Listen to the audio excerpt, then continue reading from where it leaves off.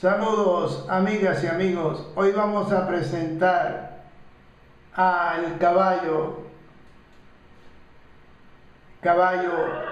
haciendo sus relinches, sus sonidos, ¿verdad? El caballo, el gran conductor del hombre en muchas labores, hasta en las carreras de caballo.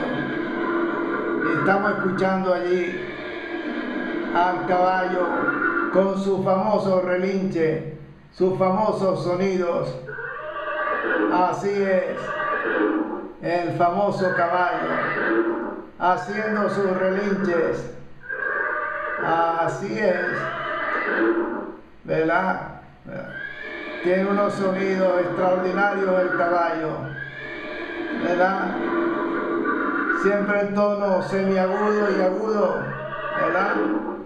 Así es, el caballo, famoso caballo, haciendo sus relinches.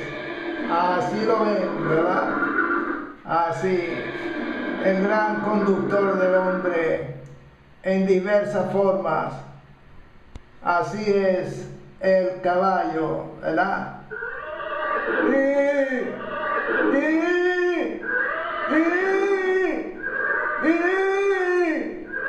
Así tenemos el caballo haciendo su relinche.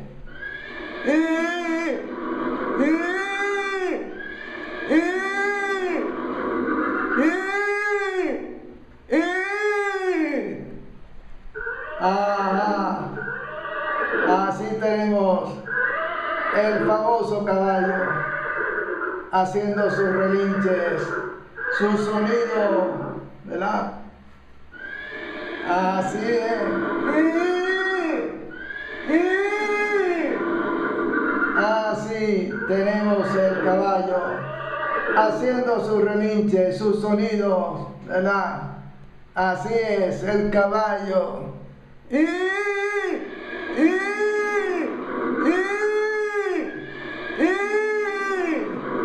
Así es, así. Gracias amigos por su atención. Hemos presentado al caballo, ¿verdad? Así.